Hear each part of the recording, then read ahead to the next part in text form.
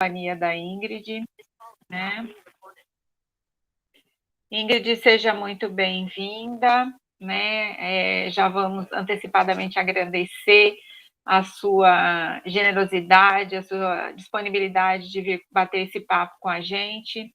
A Ingrid é terapeuta, é pedagoga, né?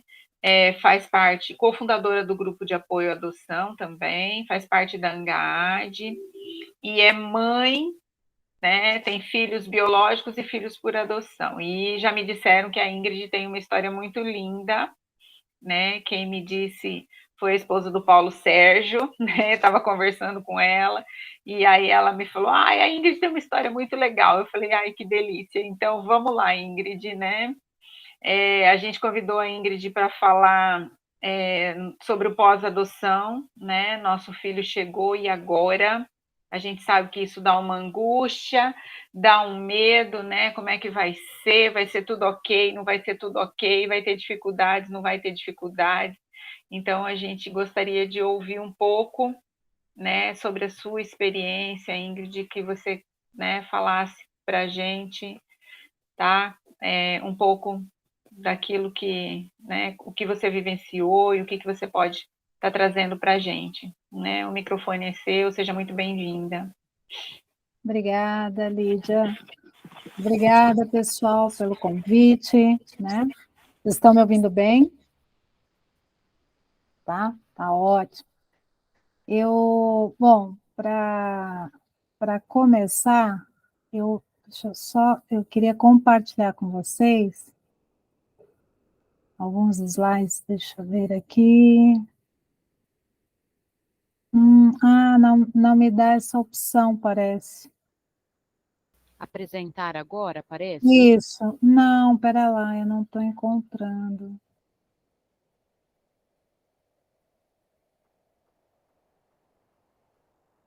Seria aquela setinha no meio, né?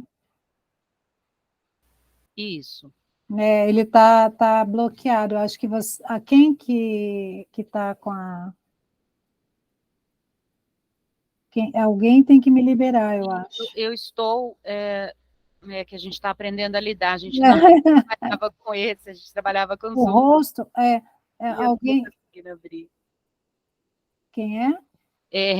Eu estou como encontro virtual, não estou conseguindo abrir, nem a minha câmera eu consegui abrir hoje, mas eu não consigo ver aqui como que eu libero para você.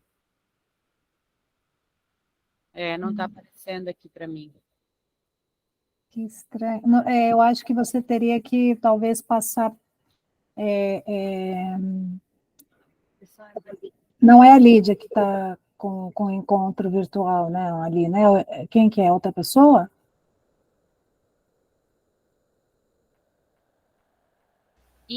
Agora. Deu, graças a Deus, o marido salvou. Muito bem, deu sim. Quem que te salvou? O maridão, né? O marido tem que ajudar. Eu vou para marido, vou para filho, eu vou para todo mundo também. Acabei de perder meu celular aqui um tempinho atrás aqui e fui correr pedir ajuda para os universitários. Achei meu celular. Deixa eu então pôr aqui para compartilhar. Segura o teu marido aí, porque a gente vai precisar. Uau, que diferente que está isso aqui.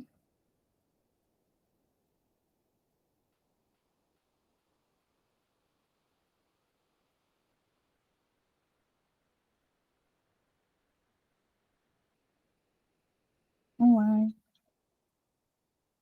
Tem aqui alguma coisa para compartilhar, mas está aparecendo guia do como. Janela, achei janela.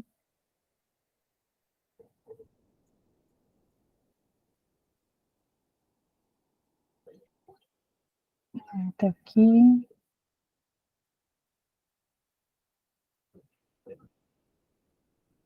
Pronto. Vocês conseguem ver a tela? Está abrindo para nós, aí eu acho que você tem que pôr em tela cheia. Isso, agora deu. Deu para ver? Então tá. Sim.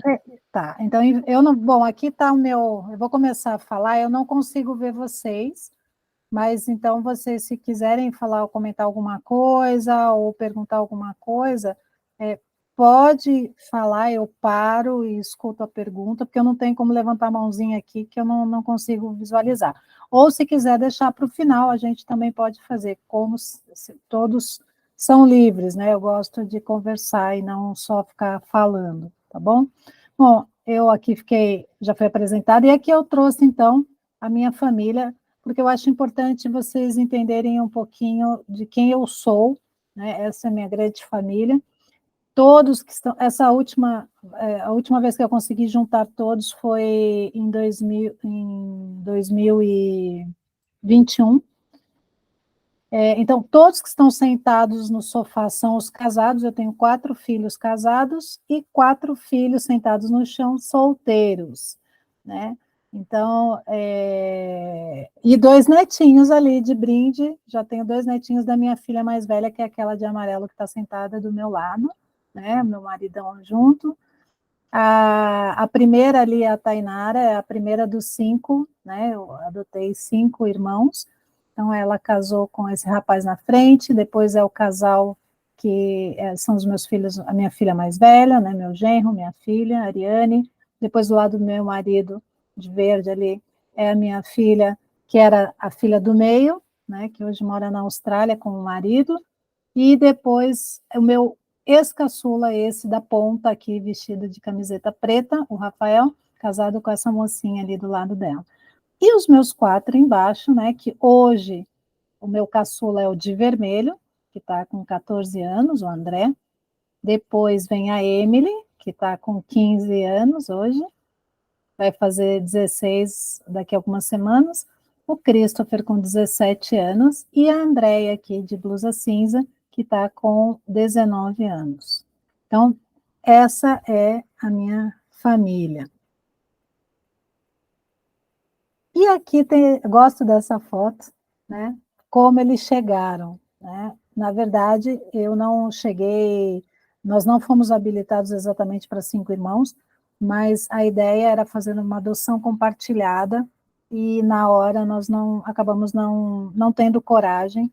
Nós ficaríamos com os 3 mais velhos, porque era o meu perfil, eu pensava, já adotei 3, adotei, né? Porque os meus biológicos também foram adotados por mim, né? Porque, eu achava que, por ter já 3 filhos, eu daria conta de mais 3. Então, a ideia inicial era eu adotar os 3 mais velhos. Mas, quando nós conhecemos os 5 ali na Casa Lar, nós vimos que eles tinham muito vínculo e acabamos, então, né, nós 5 fomos visitá-los, e todos, né, os meus filhos, meu marido, a gente ou adota os 5 ou não adota ninguém. Então, assim que nós nos tornamos 10, né? No Instagram a gente tem agora somos 10. Mas, importante dizer que meu primeiro ano, esta foto foi tirada no meu primeiro ano, né? Eu realmente adoeci. Adoeci fisicamente, eu tive uma capsulite adesiva no ombro, um congelamento, por movimento de repetição. Uma das minhas filhas se jogava no chão, eu levantava. E tive também um adoecimento emocional.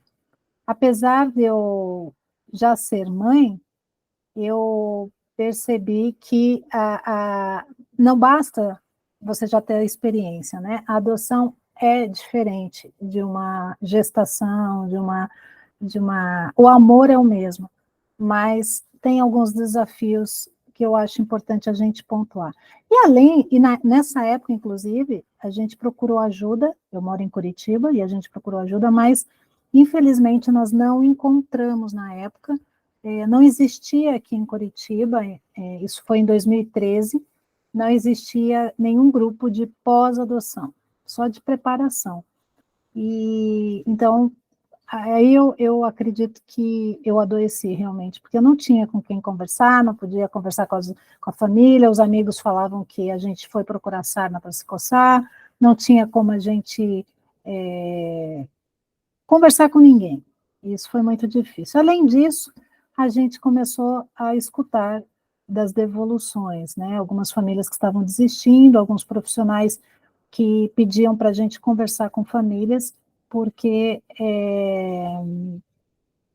eles já manifestavam alguma fala de que iam desistir e tal, então pediam para a gente conversar com essas famílias e nós começamos a conversar e vimos que tínhamos mais a contribuir. Por isso, então, em 2015, nós formamos um grupo chamado Resed, escreve Chesed, que é uma palavra em hebraico que fala sobre amor de aliança, amor que não desiste. Então, nós fizemos, com alguns profissionais, na época, voluntários, né, nós montamos um grupo de roda de conversa, né, onde nós, pais, poderíamos abrir o nosso coração, falar aquilo que a gente estava vivendo, sem medo de ser julgado, sem medo de ser condenado, né? E assim desde então, a gente se reúne todas as terças-feiras à noite, né? Agora tem online e o presencial, a gente, com a pandemia, todo mundo aprendeu a viver online, olha aqui, nós estamos no online, né? Mas voltamos também no presencial, então, das 7 às 8 eu faço online, que é uma roda de conversa onde todas as famílias falam como foi sua semana, e a gente vai conversando sobre isso, e depois das 8 às 9h30 o presencial. Por quê? Porque não existe família perfeita, né? Talvez por isso eu tenha também adoecido, porque a gente tem mesmo um anseio, um desejo de que nós nos tornemos, né, no meu tempo, não é o tempo de vocês, mas no meu tempo a gente falava de família doriana, né? No tempo de vocês, a família, depois veio a família Facebook e agora é a família Instagram, né? Eu digo sempre que aquela primeira foto para a gente tirar não foi tão simples, tão fácil, não sei se vocês notaram, mas o meu caçula está com os olhos fechados, então dá muito trabalho para tirar uma foto bonita, todo mundo sorrindo, ninguém chorando, só que isso não é o tempo todo, a gente sabe, mas inconscientemente a gente busca uma família perfeita, e isso é muito frustrante, né? O que a gente precisa entender é que a gente está no processo de superação, cada dia, cada semana, a gente vai superando um desafio para chegar numa família saudável, né? Não existe família perfeita, mas existe família saudável, né? E saudável não significa não ter problemas, não ter desafios, nós só precisamos aprender a lidar com eles. Por quê? Né? Porque nós estamos numa construção. E para que haja uma construção bem feita, né? Não é todo mundo que já construiu aqui, mas é necessário na construção, e principalmente na construção de uma família, o compromisso, a cumplicidade, né? Se é um casal, se são 2 homens, são 2 mulheres, não importa, né? É mais de uma pessoa, você vai ter que ter cumplicidade com essa pessoa, né? Se é uma adoção monoparental, você vai acabar tendo cumplicidade com alguém que vai te auxiliar, porque ninguém vive sozinho. E dedicação importante, aceitação, aceitar as diferenças, aceitar o outro, né? E abnegação. Eu tive uma vez uma pessoa que me disse que ela estava desistindo da criança porque ela disse que perdeu a sua privacidade, né? E eu falei, olha, toda mãe, todo pai perde sim a sua privacidade, né? É um processo. E por que uma das coisas mais importantes, né? Desculpa, uma das coisas mais importantes é a gente entender os papéis, né? Qual é o papel dos pais e qual é o papel dos filhos, né? Por quê? Porque pais não nascem pais e filhos não nascem filhos. É um engano a gente achar que toda criança que nasce é filho, né? Ela pode ter sido filho por um período de uma pessoa, mas ela não é aquele filho que nós idealizamos. Então, para ela se tornar nossos filhos, nós vamos precisar passar por um processo de coisas. Então, é importante a gente entender qual é o papel do pai, da mãe, qual é o papel do filho. Por quê? Porque a gente tem uma bagagem, né? Tem gente que tem muita bagagem, tem gente que tem pouca bagagem. Eu que estou agora preparando aqui o Encontro Paranaense, né, de adoção, quando eu peço o currículo dos meus palestrantes que a gente está trazendo, Aí vem aquele currículo enorme, né? Aí eu peço, não, mande um mini currículo para a gente te apresentar. Mas tem gente que tem currículo menor, não é verdade? E assim é a bagagem dos nossos filhos e as nossas, né? Por quê? Porque eles têm uma história. E isso é importantíssimo a gente lembrar disso, né? Não só na teoria, mas na prática. Ele tem uma história e precisa ser respeitado. Isso é muito importante. Lembre sempre que quando a gente se relaciona com alguém, quando a gente está no início de um namoro, a gente não conhece a pessoa, né? E a gente não conhece a história dela, né? Mesmo que você tenha, como é que fala, stalkeado, né? Que fala, que fica lá buscando as informações nas redes sociais, mesmo assim você não conhece. É muito pouco que está ali. Ali só está o que a gente quer que a pessoa conheça. Então, isso é importante para qualquer tipo de relacionamento, inclusive entre pais e filhos. Luto e perdas, todos os nossos filhos passam por isso. Eles têm perdas, né? Não só da genitora, do genitor, mas do seu cachorrinho, seu bichinho de estimação, da sua casa. Toda retirada de uma criança é extremamente violenta, né? É mais uma violência que essa criança sofre. E por isso ela tem luto. Por pior que tenha sido aquele lugar, por pior que tenha sido a história, mas é a história que ele conhece, é a história que meu filho conhecia. Então, para ela, aquilo era muito importante. Então, a gente sempre fala, né, para os pais, não falem mal dos genitores ou dos pais biológicos, chame como você quiser, porque eles tiveram extrema importância para a vida do seu filho. Pode não ter ensinado tudo o que era certo, mas eles foram importantes para a sobrevivência dele. Lealdade, né? Nossos filhos têm lealdade com a sua família de origem. Eu sei que muitas vezes a gente torce o nariz, eu não estou olhando, né? Não estou vendo vocês, não sei quem que está torcendo o nariz, e não é bem assim e tal. Mas depois que a gente fala isso, depois que as crianças chegam, os pais vêm e comentam isso com a gente, confirmando mesmo. Existe uma lealdade dos nossos filhos para com os seus pais biológicos, talvez principalmente com a mãe biológica, né? Porque, como eu disse antes, ruim ou não, ela era a referência de mãe para essa criança. Então, é quando ela passa a nos chamar de mãe, quando ela passa a amar essa nova família, muitas vezes ela se sente traindo a família de origem.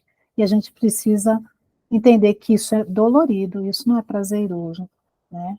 A sexualidade, né? A maioria das crianças que são destituídas, elas têm sim uma história, alguma vulnerabilidade, alguma exposição, pode não ter acontecido, raramente, mas pode não ter acontecido um abuso sexual, mas a exposição sexual normalmente acontece, dormem no mesmo cômodo, todas as crianças, né, a genitora, enfim. Nós precisamos saber que existe, sim, um conhecimento da sexualidade além do que a gente gostaria, né? Temperamento, né?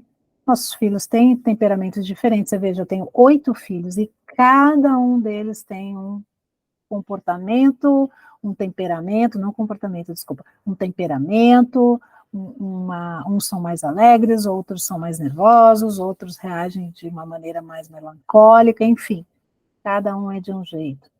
A rotina, né?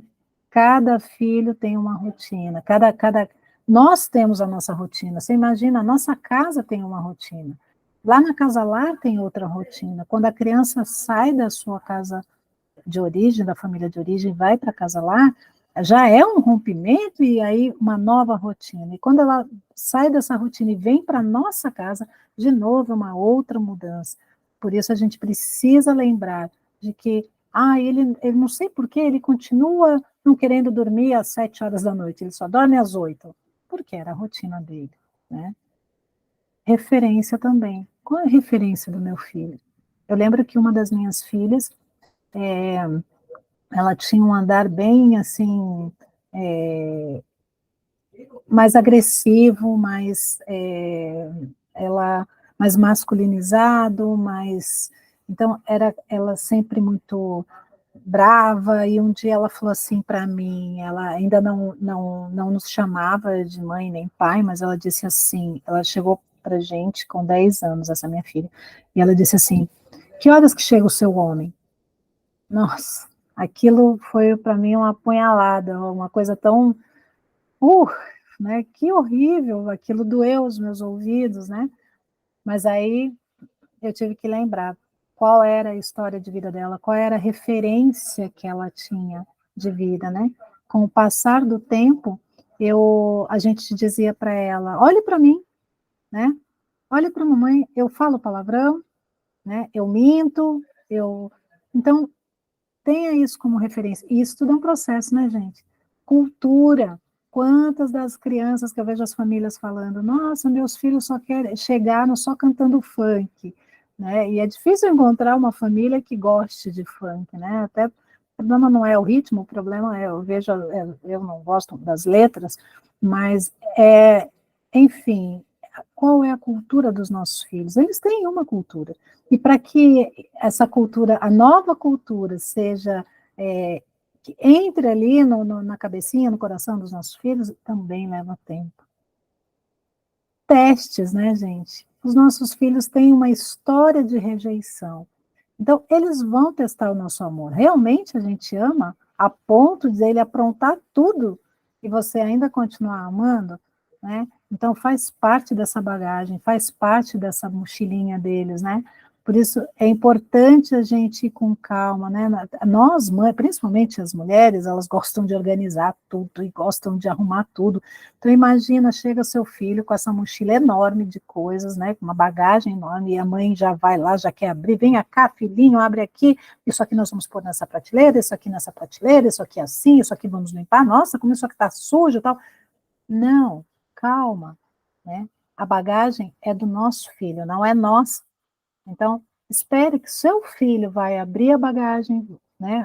Na medida que ele vai tendo mais confiança, que ele vai se sentindo mais acolhido na tua casa, na medida ele vai abrindo a bolsa dele e vai começar a tirar, vai começar a falar. Às vezes a gente vai se chocar, porque vão sair coisas muito feias, né? Eu falo que eu brinco, quando vem umas histórias cabeludas, a gente faz aquela cara de paisagem, e depois pode ir lá no banheiro, chorar e tal, mas não ficar tão espantado assim na frente dos nossos filhos, mas são os nossos filhos que trarão para a gente essa história, né? Então, nós precisamos ter calma.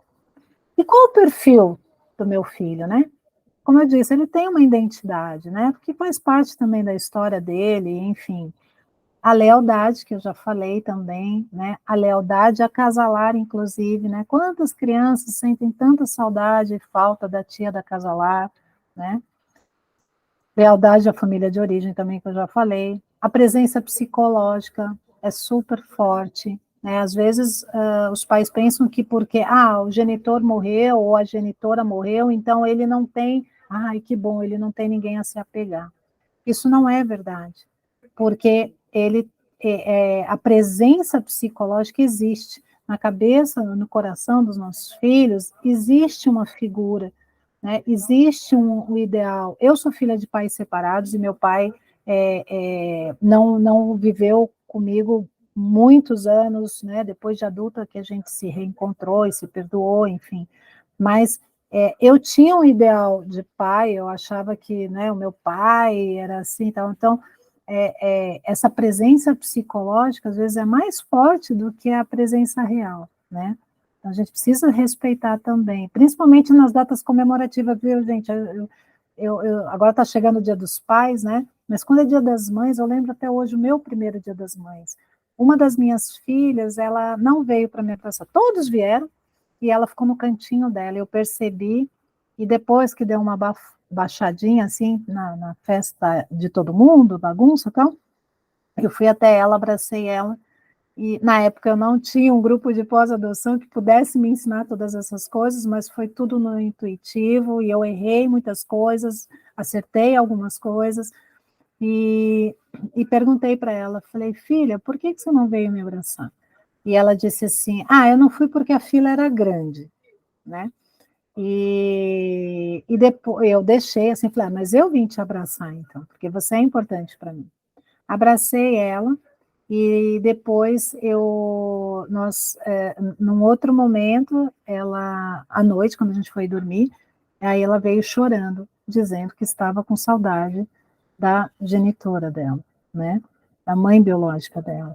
Então, é sofrido, gente. Não pense que nós somos os salvadores da criança, né? Isso não é assim que funciona. Nós precisamos ser maduros o suficientes para trabalhar isso em nós. E se tem alguém aqui que tem dificuldade em assumir, em perceber a existência da família de origem, eu sugiro que busque terapia. É importante a gente estar bem emocionalmente. Né? Eu fiz terapia, agora parei, mas fiz por 7 anos. Né? Meus filhos estão comigo há 10 anos, agora em dezembro vai completar 10 anos, mas eu fiz terapia por muitos anos, porque eu precisei muito de ajuda e eu busquei essa ajuda. Lutos e perdas, né? Nós falamos ali no slide anterior, quantas perdas os nossos filhos têm, né? A gente pensa só a gente tem perdas, né? A gente perde a possibilidade de gerar um filho, perde a possibilidade de um emprego, tantas coisas, mas os nossos filhos têm, e nós somos os adultos. Nós precisamos ter trabalhado os nossos lutos e perdas, e os nossos filhos não tiveram tempo para isso. Então, eles vêm com essa bagagem para a gente, e a gente vai ajudá-los a lidar com tudo isso. Traumas e transtornos, né? Traumas, eu não preciso nem dizer quantos traumas os nossos filhos chegam com esses traumas, não é verdade? Como eu já falei, a retirada é violenta, fora o que viviam, né, antes da retirada, e transtornos, né? A gente tem visto que tem crescido muito os transtornos, né? Todo tipo de transtorno opositor, bipolaridade, autismo, e tantos outros, né? Gatilhos, né? Gatilhos é algo importante da gente saber que os nossos filhos têm gatilhos. Nós temos gatilhos. É que os nossos gatilhos são mais light, né? Mas o Dia das Mães, por exemplo, é um gatilho, né? Porque é um momento em que quando a gente pensa que nossa, nossos filhos têm agora mãe, tem pai, ele precisa estar ele vai estar feliz no Dia das Mães. Gente, no Dia das Mães, principalmente o primeiro, é um dia muito conflitante para os nossos filhos, porque, como eu disse, a minha filha me trouxe isso, que eu nunca imaginava, nunca tinha estudado sobre isso na época, há 10 anos atrás. Hoje a gente tem bastante informação, mas de que isso realmente é um gatilho para gerar tristeza ao invés de alegria.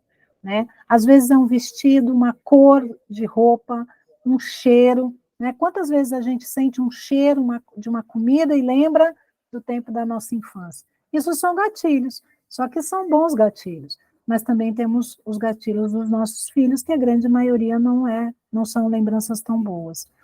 Pouco repertório. Os nossos filhos, eles vêm com pouco repertório. Por quê? Porque eles não tiveram toda a experiência que uma criança deveria ter, né? Quando os meus filhos chegaram, eles nunca tinham visto praia, né? Eles falavam que era um riozão, né? Eles nunca tinham visto um elevador. Foi muito interessante, porque e aí eu abro até um parênteses, né? Às vezes as pessoas falam assim, eu quero ter um bebê porque um bebê tem novas experiências, eu quero ver o primeiro dentinho, eu quero ver o primeiro passo, eu quero ver a primeira fala, mas olha, eu tive muitos primeiros, né? A primeira ida à praia, nós tivemos a primeira ida ao shopping, a primeira vez que viram um elevador, foi muito engraçado, porque eles ficaram desesperados como que aquela caixa grande estava dentro da parede. Desculpa, vou tomar um golinho aqui. Então, nós sempre temos primeiros, né? Sempre teremos oportunidade. A primeira ida à escola, o primeiro namoradinho, enfim, muitos primeiros. Dificuldade de vinculação. Claro, gente. Meu filho não me ama, meu filho não se vincula a mim. Gente, isso é uma das coisas mais difíceis para a criança, porque o vínculo depende da confiança. E eles foram tantas vezes traídos na sua confiança, né? Quando a pessoa que tinha que amar, proteger, não deu conta disso, já é uma quebra de vínculo ali, né? Aí é retirado, aí normalmente o conselho tutelar, quando vai falar com a criança, fala, não, vem aqui, nós vamos numa casa, vai ser legal, vai ter isso, vai aquilo, né? Aí vai para esse lugar e descobre que você vai ficar lá com um monte de crianças e que não era tão legal assim. Então, quantas traições essa criança vive? E isso faz com que ele tenha dificuldade de se vincular. Então, isso é um processo muito demorado, mas muito necessário. Os pais precisam aprender a esperar. Já esperaram tanto, né? O telefone tocar, mas quando o filho chega, tem mais espera. E a vida inteira a gente aprende a esperar, viu, gente? A vida inteira, porque eu falo sempre, quando antes da criança chegar, a gente fica vendo o telefone tocar, esperando o telefone tocar, né? Mas depois, quando seu filho chega, aí ele, sei lá, vai para algum lugar com os amigos, né, que ele cresce e tal, e você também volta lá, fica olhando o telefone, esperando seu filho tocar, ou mandar mensagem, hoje em dia mensagem, mas a gente sempre tem que aprender a esperar. E a família de origem, que eu já tenho falado em todo o tempo, que eu acho extremamente importante nós convivermos com a ideia de que existe uma família de origem. Não estou dizendo que sou favorável da criança ter contato com a família de origem, não é isso, mas é muito difícil a gente apagar isso, é impossível apagar da memória dos nossos filhos, então nós precisamos aprender a lidar com essa família. Se for uma adoção compartilhada, vão ter irmãos, né? E mais cedo na idade, ainda mais hoje em dia, com as redes sociais, acaba se fazendo contato. Então, precisamos fazer do limão uma limonada. Precisamos ensinar para os nossos filhos que dentro do coração dele, assim como eu dizia para minhas filhas, né, para os meus filhos, no meu coração tem espaço para 8 filhos. Então, no coração dos meus filhos tem espaço para 2 mães, para 2 pais, não é verdade? E isso precisa estar muito bem resolvido dentro dos nossos corações para que a gente passe isso para os nossos filhos. Porque senão, gente, chega na adolescência, vão fazer escondido, tá? Então, é melhor a gente já abrir esse caminho de comunicação. E qual é o nosso papel? Já falei várias vezes, né? Tem muita coisa que a gente já falou. Busque estar saudável. Nós precisamos estar saudáveis. Antes de chegar o filho e depois que ele chega e a vida toda, né? A gente sabe, eu e meu marido, a gente tem uma dificuldade de ir à academia, cuidar da saúde, mas a gente continua dizendo, a gente tem que buscar estar saudável. Né? Eu desenvolvi a capsulite porque eu não fazia academia, né? Então, às vezes a gente pensa, não, eu vou adotar um bebê, então eu vou só carregar, vou precisar estar com os braços fortes, ou eu vou adotar uma criança grande, não vou precisar porque eu não vou precisar pegar no colo. Medo, engano. Nós vamos pegar os nossos filhos no colo, né? Independente da idade. Né? Os meus filhos diziam sempre assim, os 5, né? Por que eu não nasci da sua barriga? Eu queria tanto ter nascido da sua barriga. E isso foi por um tempo, até que um dia nós fizemos, então, um parto, né? 5 partos, na verdade, que não dava para fazer um parto só de 5. Então, eu peguei um lençol, amarrei aqui no meu pescoço, coloquei como se fosse uma capulana que tem na África, né? Aqueles vestidos, e falei, hoje vocês vão nascer da minha barriga. E aí veio, então, o pequenininho, que estava com 4 aninhos, né? Ele chegou com 3 para 4, já estava com uns 4 anos, 4 e meio. E coloquei ele veio para o lençol e fiquei andando, ai, bebê, e as crianças ficavam do lado, como que vai chamar? E como vamos fazer? E ele ficou, gente, igualzinho um feto. Foi muito interessante. E assim a gente ficou até que o papai veio, então, e puxou ele pelo pezinho na cama, todo mundo assistiu o parto ali, ele nasceu. E ele ficou, gente, enroladinho, pertinho de mim, assim, que a gente... Foi muito bonito de ver, né? Pena que na hora a gente nem pensou em filmar, nada disso, e talvez se filmasse, quebraria o encanto, né, da espontaneidade. E aí, nós tivemos até que depois comprar uma mamadeira para ele, né? Mas deixamos ele, a próxima, de novo, fizemos o mesmo processo, todo mundo saiu do quarto, ela veio, se escondeu embaixo do lençol, e ainda conseguia eu ficar de pé com ela no colo, e aí veio todo mundo, e como vai chamar? E olha, o bebê está mexendo, tal. E assim foi até a última, que na época estava com 11 para 12 anos. E ela falou, ai, não, mãe, não precisa. Eu falei, não, venha, filha. E ela veio, só que daí eu fiquei sentada, né, gente, na cama, deu uma patinha assim, né, bem barrigudona, ela veio para debaixo do lençol, e todo mundo entrou de novo, e aí o papai puxou ela pelos pés. Isso foi muito bacana, essa experiência que a gente viveu, tá? Então não pense que, eu vou adotar uma criança assim, ou assado, ou meu filho já é grande, não vou precisar carregar no colo. Às vezes você vai ter que até fazer o parto do seu filho. Maturidade pessoal. Gente, nós precisamos entender, não somos os adultos da história. Não significa que a gente não tem problemas, porque nós também temos uma bagagem de história. Mas nós precisamos buscar estar saudável. Por quê? Porque os nossos filhos virão com demandas. Até quando nasce um bebê, né, da nossa barriga, eu brinco que a criança vem com um espelhinho. Ela mostra para a gente quem a gente é. Né? Às vezes a gente tem reações com filhos que a gente pensa assim, meu Deus, eu nunca imaginei que eu fosse capaz de gritar tanto, por exemplo, né? Então, os nossos filhos despertam em nós tudo aquilo que está adormecido, ou coisas que a gente nem imaginava. Eu tive casais que disseram assim, a gente nunca brigou, 20 anos casados, nunca tinham brigado. A criança chegou, eles estavam brigando entre eles, entre o casal. Não que isso seja o problema, a briga. O problema é a gente não resolver essas diferenças, né? Estabilidade e qualidade nas relações, que é o que eu acabei de falar. Nós precisamos estar bem com quem a gente se relaciona. Então, se tem alguma dificuldade, resolve logo, porque virá mais situações em que isso virá à tona. Então, é melhor a gente resolver, né? Estabilidade também financeira, tá, gente? É bom a gente ter pelo menos uma economia.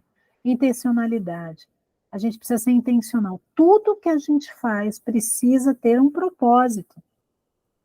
Estou balançando na rede, mas é porque eu quero descansar, eu quero relaxar, eu tenho um propósito. Quando a gente se torna pais, a gente tem que ter isso com os nossos filhos, né? Por que você está fazendo arroz e feijão? Eu faço a comida que os meus filhos gostam, graças a Deus, né? A maioria das crianças aqui de casa, pelo menos, gostam de arroz, feijão, carne, sabe? Comida mesmo, não porcaria, salgadinho. Claro que se tiver, eles vão comer. Mas eu, como a pessoa, né? O adulto da história, eu não compro refrigerante, não compro salgadinhos, esses salgadinhos industrializados. Por quê? Porque eu é que preservo, né, a saúde de todos aqui em casa. Resiliência, né, gerenciamento de estresse. Não significa que não teremos estresse. Teremos, todos teremos, né? Outro dia eu fui parar no hospital, antes de uma palestra, inclusive, eu comecei a passar mal, pedi desculpa, a pessoa que estava organizando acabou falando, Ingrid, vai que a gente adia a palestra, e foi o que a gente fez. Cheguei no hospital, o médico falou assim, a senhora passou por algum estresse? Aí eu falei, doutor, o senhor devia perguntar, a senhora saiu alguma vez de algum estresse? Porque é o tempo todo, gente, o tempo todo a gente vive estressado, na verdade, é trânsito, é trabalho, medo de errar como pais, medo de o que vai ser do meu filho, é uma tensão constante. Busque ajuda o quanto antes. Se eu tenho dificuldade com alguma coisa, é importantíssimo eu ter a humildade de buscar ajuda. Nós precisamos de ajuda, gente. Nós não nascemos para ficar sozinhos, inclusive na adoção. Lembre-se, construir vínculo leva tempo. Lembra que eu falei que os nossos filhos normalmente têm dificuldade de vincular, de construir vínculo com a gente? Nós é que precisamos fazer esse papel. Se meu filho não se vincula a mim, a responsabilidade é minha. O que eu não estou entendendo? Né? Será que para o meu filho mais importante do que ganhar presente é a minha presença? Ou mais do que importante do que presença? Né? É uma palavra de encorajamento? Não sei. Nós precisamos descobrir isso. E vamos falar um pouco dos comportamentos indesejados, né, gente? Que faz parte aí dessa nova fase. Sexualidade aflorada, já falei um pouco sobre isso, né? Tem crianças que tiveram experiências, né, terríveis, mentiras, né? Às vezes, ai, gente, isso me faz lembrar, quando eu fui preencher meu cadastro, tem uma frase assim, o que você não admitiria? Eu coloquei ingenuamente, mentira. Quando os meus filhos chegaram, eu brincava que alguém não leu a minha ficha, né? Gente, pensa, a vida dessas crianças foram mentiras, né? A pessoa que era para amar não deu conta, os professores mentem, os cuidadores mentem, o vizinho mente. Então, por que eles seriam diferentes? E dentro da instituição, principalmente, onde quem fala a verdade é o que leva a culpa de tudo. Então, quantos anos meus filhos aprendem a mentir? E aí chega na minha casa, eu me ofendo, porque ele mentiu para mim. Gente, é isso que a gente precisa aprender. Não é que a mentira perdeu o valor, né? Nós temos os nossos valores, mas a gente precisa olhar, por exemplo, para a mentira ou para a sexualidade aflorada com outros olhos, né? Eu tive filhas que a escola me ligava porque não sabia o que fazer com ela, porque ela se masturbava na cadeira do colégio. Eu falei, gente, né? A gente precisa descobrir como fazer isso, né? Graças a Deus foi resolvido, né?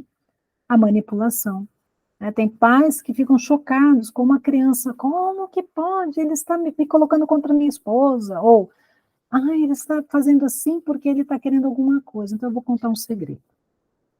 O meu netinho e a minha netinha, né, hoje eles estão com 3 e 4 anos, pequenininhos, bonitinhos, fofinhos, que nunca aprenderam, nunca sofreram, né, pelo menos aparentemente, nenhum tipo de violação de direito. Vocês acreditam que eles manipulam a gente? Tentam, pelo menos? Né? Porque toda vez que meu neto quer que eu vá passear no mercado, né, e a gente já sabe o que significa ir no mercado, ele até muda de voz. Minha filha que fala, é impressionante. Ele está falando lá com o pai, com a mãe, normal. Quando eu chego, ele afina a voz e fala, vovó, né? Isso não é manipulação, gente? Claro que é. É natural do ser humano, mas a gente já acha que porque a criança tem uma história, mas a criança também é a questão de sobrevivência. Enurese, é muito comum a criança vir fazendo xixi mesmo maiorzinha, os exageros, né? E um exemplo muito comum é a comida, que é a única coisa que traz saciedade, prazer para ele, imediata, porque eles buscam isso. Por isso é importante nossos filhos fazerem terapia desde cedo, né? Quebram e perdem tudo, né? Eu sempre digo, gente, não compre presentes caros para ninguém, porque para nenhuma das crianças, porque não precisa, né? Eu vou falar um pouco mais na frente sobre isso, porque eles não dão valor, porque eles não aprenderam a dar valor, porque dentro da instituição de acolhimento eles ganham muitas coisas, só que ganham, tem que compartilhar com todo mundo quebra, porque não é nada de ninguém, então eles nem sabem qual é o valor daquilo. Então não adianta a gente comprar e depois dizer assim, não quebra porque custou muito caro, estou pagando parcelamento no cartão de crédito. Não, gente, não. Né? Quantas crianças chegam e a primeira coisa que os pais dão é um celular? Claro que a criança vai pedir, porque toda criança institucionalizada acredita que os pais que virão buscá-las, os príncipes encantados, são ricos, né? Meus filhos achavam que eu era rica. Eu falei, eu até era, viu, filhos? Mas depois que chegaram vocês 5, a coisa complicou, né? A empresa aqui de água, a Sanepar, mandou uma carta dizendo que a gente estava com vazamento no primeiro mês, né? Claro, dobrou, né, o consumo. Então, a gente precisa colocar os pés no chão e não sair dando tudo e tentando restituir tudo aquilo que os nossos filhos não tiveram ou perderam, né? A dificuldade na aprendizagem é muito comum, né? As crianças, mais importante do que aprender, eles não aprenderam a vincular com a aprendizagem, então eles não veem motivo, para que eu tenho que aprender? Que coisa chata, né? Isso quando a gente ainda não ouve de adolescentes, né, maiorzinhos falando que eu nem preciso estudar, o influenciador fulano de tal nunca estudou, e a gente ainda tem que engolir essa, né, gente? Tá pior, hoje em dia tá pior ainda, né, por causa disso. Mas a criança que sofre traumas, ela realmente tem dificuldade na aprendizagem. E nós temos que ter paciência, tá bom? A regressão também muito comum, a criança volta lá para trás, por quê? Porque ela quer viver o que ela não viveu no passado com você, com a nova família. Então, por que que os meus filhos diziam que queriam ter nascido da minha barriga? Porque eles queriam realmente ter, desde o início, não queriam ter vivido a história que viveram, né? Então, é muito comum. E a gente tem que dar tempo ao tempo que eles crescem de novo, né? Eles não permanecem na regressão. E os testes que eu já comentei. E quando meu filho chegar, o que eu tenho que fazer? Né? Não fazer, não pode ficar como eu fiquei, porque vocês já estão sendo informados de tudo isso. Releia as anotações, vocês devem ter muitas anotações por aí, né? Então, releiam todas elas, os livros que vocês leram enquanto esperavam, os filmes que vocês assistiram, as palestras, e, né, tantas coisas que hoje em dia a gente tem. As regras precisam estar claras. Lembra que eu falei que os nossos filhos vêm de uma cultura e de costumes e de regras diferentes das nossas? Aquilo que era normal para eles não é normal para a gente. Por exemplo, né, eu prezo muito por todos comerem à mesa, então a gente almoça todo mundo junto.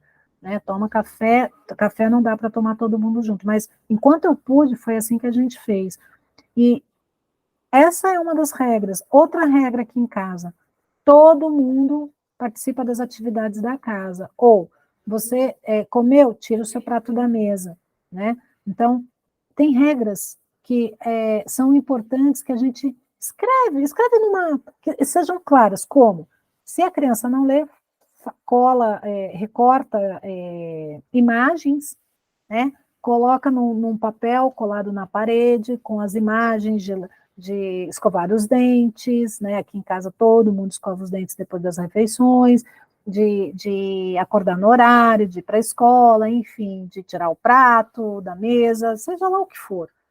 Mas você precisa falar o que parece óbvio para você, né? Até ajudar a tomar banho, porque eles, gente, pensa, uma criança que não teve o mesmo cuidado que a gente teve como filhos, né? De alguém que vai lá e ensina como tomar banho, passa o shampoo na cabeça. Poxa, mas ele já tem 10 anos e ainda não sabe? Não, pode ser que ele não saiba, né?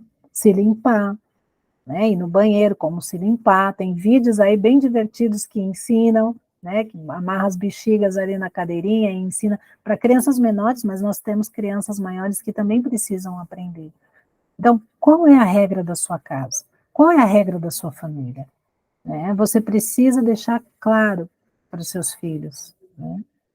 Participação na manutenção da casa é importantíssimo. Ai, Ingrid, mas ele sofreu tanto na vida. E eu tenho pessoas para trabalhar para mim, por que que meu filho vai ter que fazer isso? Vai ter que arrumar a cama dele? Gente, essa participação na manutenção da casa faz com que os nossos filhos aprendam a dar valor as coisas. Né? Então, é importante que eles participem, sim. Né? Aqui em casa, a gente tem todo sábado é um mutirão da casa. Então, cada um, os meninos limpam lá fora e as meninas limpam dentro de casa. Então, todo mundo coopera. Né? Afinal, eu aqui vou no mercado, podem ir comigo, mas não são eles que pagam as contas. Então, todo mundo coopera na faxina, na limpeza, e claro, primeiro a gente ensinando, fazendo junto, de preferência, porque é muito divertido, gente, trabalhar junto. Sai coisas muito legais, né? Lavando louça, fazendo um bolo, tirando o mato da grama. Procure manter o mesmo nível de escola. Então, às vezes a gente pensa, ele está vindo de uma escola pública e eu vou já colocar na melhor escola. Né? O meu filho, né, que eu já tenho um filho em casa e ele estuda no melhor colégio da minha cidade. Eu quero que este filho que está chegando também para ter igualdade. Gente, calma. Os filhos não são iguais, lembra que eu falei? Principalmente quando vem de uma cultura diferente, quando vem de uma história diferente. Então, o ideal, a gente fala sempre, é manter no mesmo nível de escola. Se era uma escola particular, ok. Se era uma escola pública, mantenha na pública. Porque a criança já está mudando, né? Muda de casa, agora tem pais, antes tinha tios, agora tem tanta mudança e ainda mais a exigência de uma escola. A criança não está em condições de aprender, como eu já falei sobre o vínculo com a aprendizagem. Então, a criança, a última coisa que ela vai ter que se preocupar agora é com a aprendizagem. Então, vamos devagar, né? Depois de um ano, depois que você percebe que a criança está bem, que está tranquila, está na terapia, aí você pensa em mudar de escola. E lembre que toda mudança gera desconforto, né? Então, agora você não vai precisar, não vai querer ter mais um desconforto. Atividades extras também, a gente na ânsia de querer que os nossos filhos façam tudo, aprendam tudo. Não, gente, não. Vai com calma. Nossos filhos, você vai tirar licença maternidade, né? Se tem alguém aqui que já está com a licença maternidade, ótimo. Tire licença maternidade para conhecer seu filho, independente da idade. É importante esse período para que a gente possa viver com os nossos filhos, né? Quando as crianças chegaram, tinha pessoas que diziam assim, não, mas você pode colocar num colégio integral, porque vai ser bom para você ter um tempinho de descanso. Eu falei, não, gente. O máximo que eu vou fazer é colocar eles em turnos diferentes. Por quê? Porque eu preciso de tempo para conhecer a metade, estudar com essa metade, aprender quem são os meus filhos, assim também eu vou precisar fazer com a outra parte da turma. Se vocês não forem adotar 5, né, ou 6, como meu marido sempre diz, né, vocês podem, se for 1 ou 2, dá para fazer no mesmo período, mas eu não coloquei em período integral, não, porque eu nem conhecia meu filho, ele passou tantos anos longe de mim, e eu, então, achei mais importante eu mudar meu estilo de vida para poder estar junto com eles, né? Não faça avaliações nesse momento. Não é tempo de a gente correr atrás do prejuízo, ir atrás de psiquiatra, atrás de psicólogo, atrás de médico, Não, claro, a não ser que seu filho esteja doente, precisa de cirurgia, precisa de algum tratamento específico, não, aí sim. As avaliações que envolvam o emocional é muito complicado fazer nesse momento. Às vezes, os pais reclamam que a Casalar não contou que ele tinha um transtorno. Gente, no período de Casalar, é um período tão tumultuado para a criança que a criança até pode ser avaliada com algum transtorno e depois se descobre que ela nem tem esse transtorno. Por isso que é muito arriscado fazer uma avaliação nesses períodos de transição. Ingrid, Oi. Deixa eu aproveitar agora que você está falando da questão do transtorno, né? Sim. A gente vê assim, muito essa questão de buscar uma avaliação psiquiátrica, né? Por conta assim, das birras, né, dos embates, às vezes de uma forma muito mais agressiva, né? Eu queria que você trouxesse um pouco sobre isso, se você teve alguma vivência nesse sentido, essas birras, assim, tipo, se jogar no chão, né, de ficar mais agressivo. Sim. É importante, tudo isso que a gente já falou para trás, considerar a história, considerar a vivência dessa criança. Quando ela aprendeu na vida toda que a resolução de conflitos era no braço, era no grito, né? Era na violência, né? Lembra que os nossos filhos foram retirados de famílias por causa de negligência, e negligência pode ser violência, pode ser abandono, pode ser uma série de coisas, né? Então, ela não tem boas referências. Então, a gente precisa... E outra coisa, nós somos estranhos para eles ainda. Lembra que leva tempo para vincular? Então, a gente precisa considerar tudo isso. Por isso que eu sugiro, neste período, no período de aproximação, que não se faça avaliação. Agora, é claro, gente, cada caso é um caso, por isso é importante estar num grupo de apoio, é importante constar. Agora, terapia, sim, terapia eu sou favorável. A criança, normalmente, que está na instituição, ela já faz uma terapia. Normalmente, ela tem um acompanhamento psicológico, né? Então, ela já está acostumada a passar por terapia. Isso eu acho importante que se tenha, né? Aí um profissional que você vai escolher, e isso sim.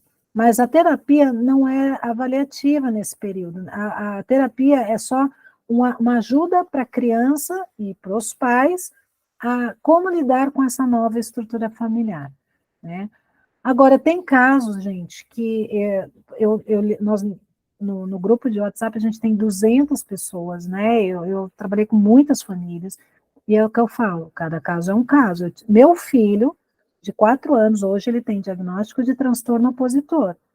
Eu tenho outro filho com rebaixamento intelectual e tenho uma filha com rebaixamento intelectual. Quando eles chegaram, para mim ficava muito estranho uma menina de 12 anos que tinha letra linda e maravilhosa, copiava tudo no caderno, como que ela não sabia ler? Ela não sabia interpretar, né? Por quê? Porque ela tinha um rebaixamento intelectual, só que eu não descobri isso no primeiro ano que ela chegou. Isso depois eu fui fazer essa avaliação, né?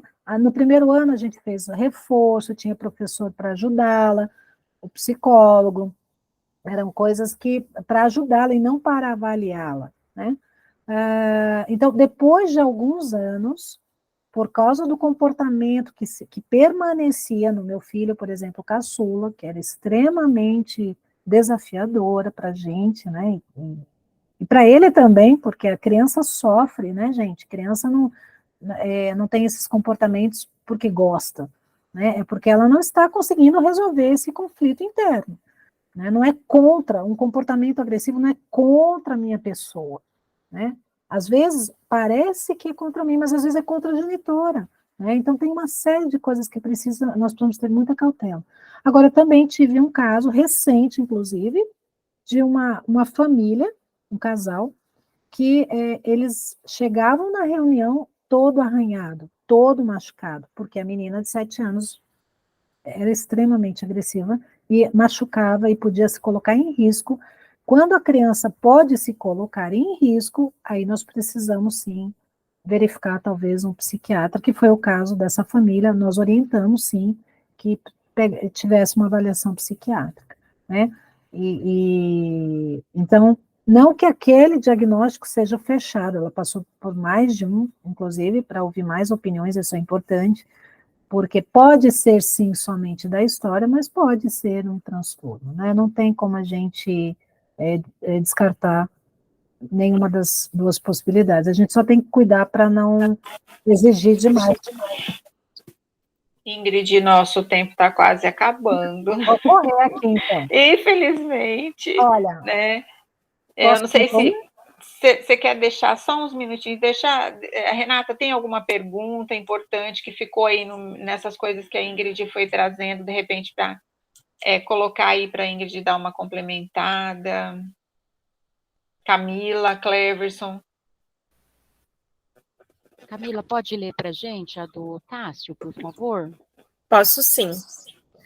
O Tássio perguntou aqui, em sua experiência, quais seriam as providências iniciais mais importantes para que as crianças sintam-se seguras e acolhidas na nova família? Espera um pouquinho, eu estou saindo daqui.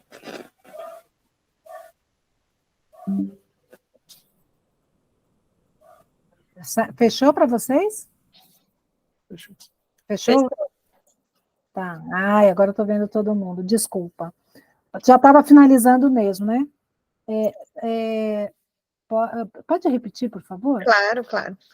Quais seriam as providências iniciais mais importantes para que a criança sinta-se segura e acolhida na nova família? Coisas bem simples. Escute seus filhos, né? Eu acho que quando a criança chega, o mais importante não é a gente sair correndo, até antes, né? Antes da criança chegar, às vezes na ânsia a gente quer comprar um enxoval, fazer o quarto, fazer. Não, gente. Primeiro, porque a gente não sabe nem a idade exata dos os filhos que vão chegar. Segundo, porque a gente não sabe nem o gosto dos nossos filhos, porque, como eu falei várias vezes, eles têm uma bagagem, eles têm uma cultura, eles têm uma experiência, mesmo que seja pequenininho, né? Eles têm coisas que vocês não conhecem. Eu acho que o maior respeito que a gente tem e acolhimento é o considerar, mas é tão pequenininho, mas ele deve ter uma corzinha que ele gosta, né? Então, claro, se for um bebê recém-nascido, não vai ter essa situação, mas se é uma criança um pouco maior, né, a criança já tem algo para dizer, né? E escute o que ela tem para dizer. É como eu falei, não abra a mochila e vai invadindo a privacidade da criança e vai vasculhando. Isso não é acolhedor. Acolhedor é eu dizer para, né, abraçar e dizer, você não está, um exemplo, né, num momento de raiva de uma criança, por qualquer motivo, birra, né, birra, por exemplo, não, você não dá para comer agora esse chocolate, né, e a criança vai gritar, vai espernear, afinal de contas, ela também estava com expectativa de que esse papai e essa mamãe iam ser os salvadores da pátria, né, e aí o que você faz com isso? Primeiro que você precisa saber se ele vai espernear, você às vezes nem sabe, você nem sabe se vai ser essa reação. Tem crianças que chegam, gente, os meus filhos mesmo no primeiro ano, eles não brigavam entre si. Era impressionante, eles tinham um acordo entre eles, e eu tenho a impressão que era medo, era tanto de ser devolvido, que é uma das coisas que as crianças vêm com esse medo. Medo de serem devolvidos. Se não foram eles devolvidos, alguém da casa lá foi. Então, eles sabem desse risco. E se eles não viram isso, a própria genitora, de alguma maneira, para a criança, foi abandonada. Então, ela tem esse medo. E a gente precisa, então, acolher. Como? Amando a criança, gente, conhecendo a criança, se importando com ela. Abaixa na altura dos olhos dela, converse com ela, observe o que ela gosta, observe qual é o comportamento dela em determinada situação, né? Eu acho que essa é uma maneira boa da gente acolher. E assim, gente, não existe uma fórmula pronta, né? Se tivesse, a gente distribui a cartilha e todo mundo não existe, nem de filho biológico, nem de filho por adoção. Cada caso é um caso, cada história é uma história. É por isso que eu gosto muito do pós-adoção, porque o pós-adoção fala das coisas que estão acontecendo, e não ficção. Né? Então, traz lá um tema, uma história. Olha, gente, essa semana meu filho fez cocô no chapéu. Né? Ele tinha um chapéu, um boné, fez cocô e escondeu debaixo da cama. Isso aconteceu com uma família. E daí? O que faz? O quarto era uma suíte, né? O que a gente faz com uma situação dessa? O problema é o cocô embaixo da cama ou o problema é o que está levando meu filho a ter esse comportamento? Eu preciso conversar com meu filho, eu preciso saber o que passou no coraçãozinho dele naquele momento. Aí eu tive uma situação bem rapidinha. A minha filha, a mais velha dos 5, um dia, de madrugada, de manhã, quando eles acordaram, eles me chamaram, mãe, a Tainara fez xixi na cama. Desculpa, no chão. Ela tirou a roupa, fez xixi e voltou a dormir. Gente, na hora eu fiquei assim, meu Deus, o que será que aconteceu? Por que será que ela fez isso? E a nossa cabeça já vai viajando. Eu fui conversar com uma pessoa que era uma psicopedagoga, então eu falei, aconteceu isso.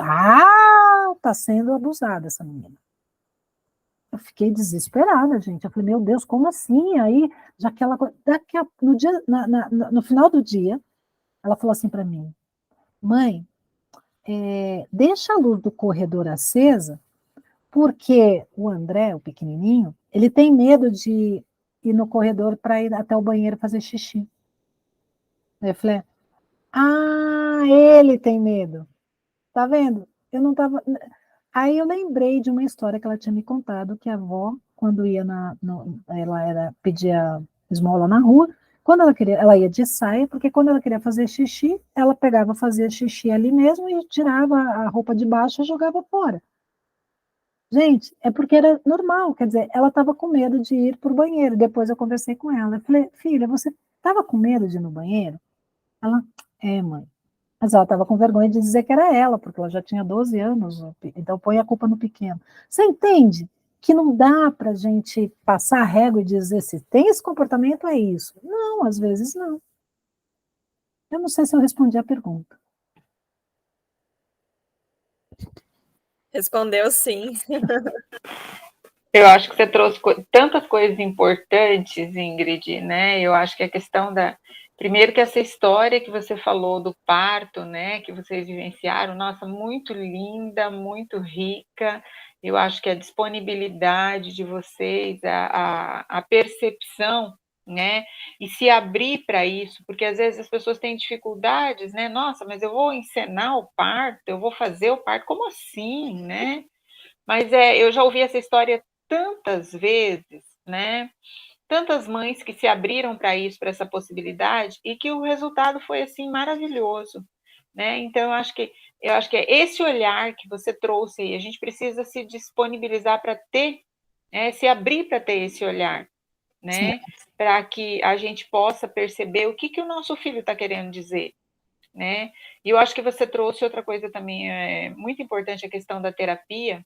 Eu sou suspeita para falar porque eu sou psicóloga, mas eu sempre coloco no grupo, procure um profissional da área de psicologia que tenha conhecimento em adoção. É isso mesmo. Você trouxe aí questões muito específicas, né? E essa coisa de, tá sendo abusada, né? Então, assim, se é um profissional que entende da adoção, vai conversar, vai querer saber, vamos investigar, vamos, né? Ter um outro olhar. Tem um comportamento agressivo, é porque é esquizofrênico, não sei o quê. Não é. É porque ele tem uma história, né? É porque ele tem uma bagagem. Então, eu acho que é disso que você está falando o tempo todo, né? Dessa disponibilidade, dessa abertura para tudo isso. Por isso que eu sempre valorizo a licença maternidade, né? Agora parece que está uma lei aí também, né, para os dois. A gente precisa valorizar esse período para conhecer os nossos filhos. Mas conhecer, gente, brincar, jogar joguinhos de tabuleiro, ver como ele reage, né, uma frustração. Isso é ter tempo, né? É. Eu acho que é disso, né, que a gente está falando. Ingrid, eu quero agradecer imensamente a sua disponibilidade, né? Fiquei assim encantada com a sua história, né? A gente tem alguns pais que participam do GEAV que fizeram a adoção de crianças maiores, inclusive nós temos pais que acabaram de receber crianças maiores, né? 9 anos. Então, assim, foi muito importante para a gente poder te ouvir, né? E a gente tem pensado muito sobre isso, sobre o pós-adoção. Nós temos o pós-adoção, e a gente tem pensado muito sobre isso pela questão da devolução, né? O quanto a gente precisa que os pais permaneçam no pós-adoção e não esperem vir para o pós-adoção quando a bola de neve está muito grande, quando está sendo atropelado pelas dificuldades, né? Não. Então, eu acho que você falou disso muito claro, né? E quando a família pensa assim, não, mas comigo está tudo bem, então vem ajudar quem não está tão bem. Né? Exato. A gente tem um projeto no nosso grupo que chama Pais Acolhedores, né, que são aqueles pais que têm um determinado perfil, né, e que eles acolhem quem está chegando e que recebeu a criança mais ou menos da mesma faixa etária que eles, né. Então, para poder ouvir, para ver como é que está sendo esse primeiro momento, né, para poder se sentir realmente acolhido e ter a quem recorrer nos momentos mais difíceis, né. Muito bom. Então, é muito bom isso. É muito bom ouvir falar sobre a importância desse pós-adoção. Né? A gente quer te agradecer, Ingrid, muito obrigada. Foi muito gostoso ouvir a sua história. Né? O GEAV está aberto. Né? Você veio hoje participar, conhecer Campo Grande, Mato Grosso do Sul.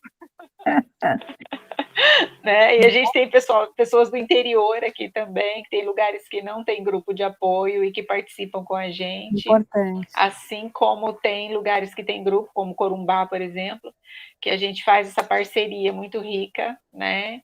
E que participam com a gente das nossas reuniões online. Então, gratidão, Ingrid, gratidão mesmo. Parabéns pela iniciativa e pelo investimento no tempo de vocês pelos seus filhos. Obrigada, gratidão. Boa noite, gente. Muito obrigada. Tchau, gente. Tchau.